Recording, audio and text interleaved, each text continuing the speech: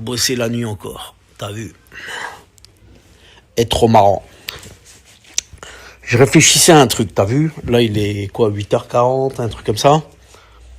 Et attends. Et ouais, c'est ça.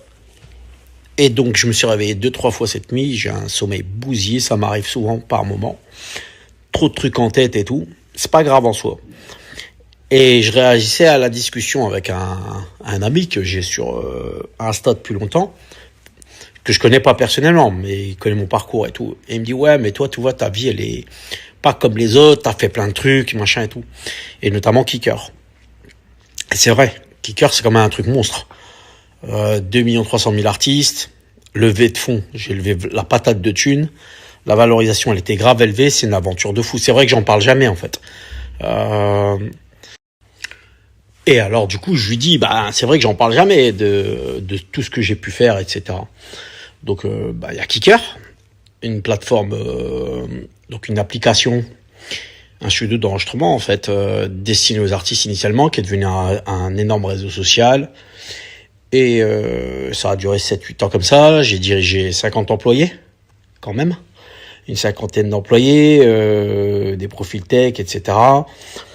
Donc assez costaud, avec des gens formidables, des investisseurs formidables, une équipe même de développeurs formidables, etc. Et c'est vrai que j'en ai jamais vraiment parlé jusqu'à aujourd'hui.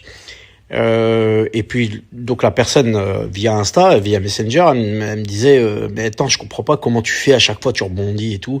Quand on regarde ton Wikipédia, c'est un truc de fou, tu vois, ça se voit, tu as une vie différente. Mais en fait les gars, c'est pas que t'as une vie différente. C'est plutôt que moi, depuis jeune, bah voilà, je viens d'une cité déjà, donc j'ai conscience qu'en fait, bah on subit la vie, on est perdant.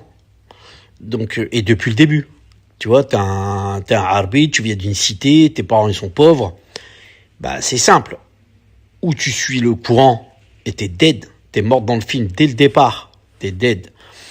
Et c'est ce qui se passe.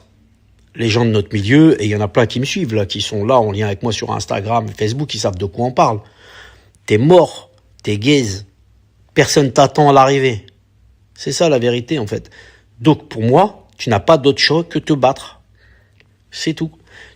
D'agir tous les jours. Chaque seconde, tu dois prendre une décision. Et tu dois prendre la décision de prendre une décision. C'est-à-dire que tu peux pas être passif, en fait. Donc, moi, aujourd'hui, à mon âge, en vérité, ouais.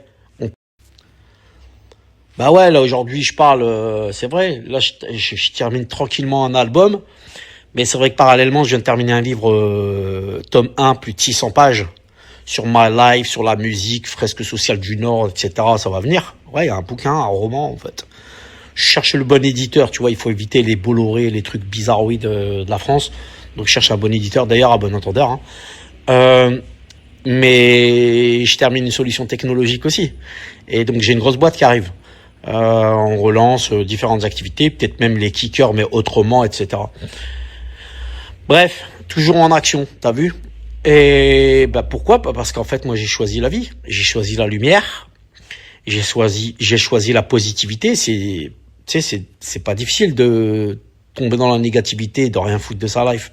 Même c'est pas difficile de louper sa life, en fait. Donc c'est quelque chose qui demande de prendre des décisions tout le temps, en permanence. Donc maintenant, si on doit faire un petit récap de où je parle, parce que je vois, il y a plein de new gen, ils parlent. Tu sais, il y a des meufs, elles rappent depuis 15 jours et c'est tout, elles donnent son avis sur le rap. Ou bien, je sais pas, ils ont fait une émission qui les a gonflés là sur Netflix. Et puis ils croient qu'ils sont légitimes pour parler plus que toi ou plus que les autres.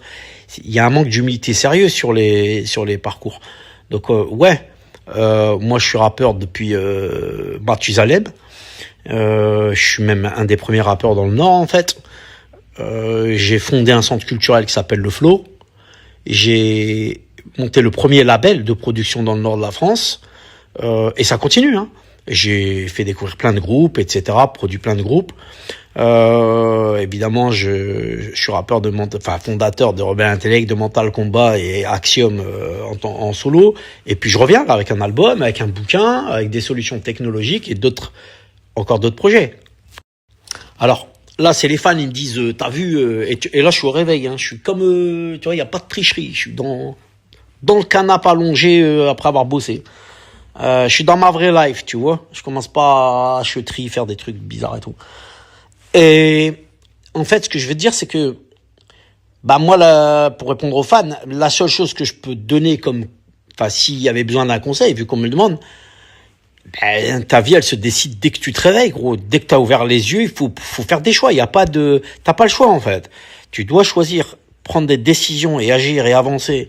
Alors, il y a des trucs, on s'avance comme ça sans savoir où on va, et puis il y en a, ça marche, ça finit par, bah voilà, sur 100 décisions, il y en a une au moins qui marche.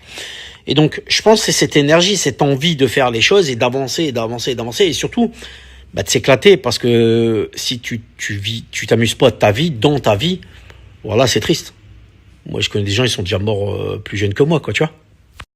Donc, la vérité, c'est que quand t'es jeune, tu peux ne pas te sentir légitime parce que t'es trop jeune, on sait pas assez. Et en plus, les gens, ils disent jeune con, machin, etc. Ouais, tu sais rien, etc.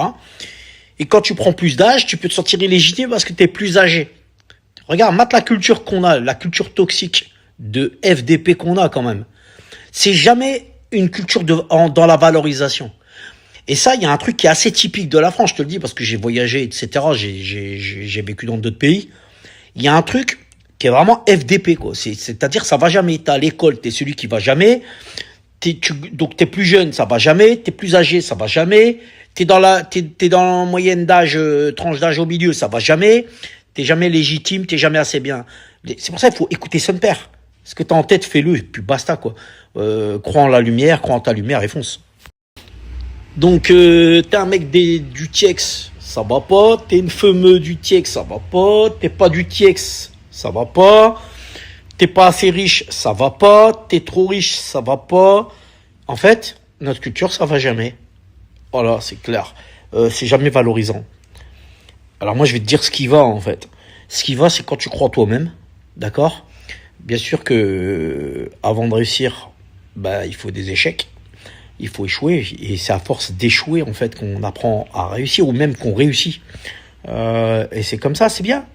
La vie, ça sert à ça en fait. Voilà, elle a plus de saveur comme ça. Elle a plus de goût.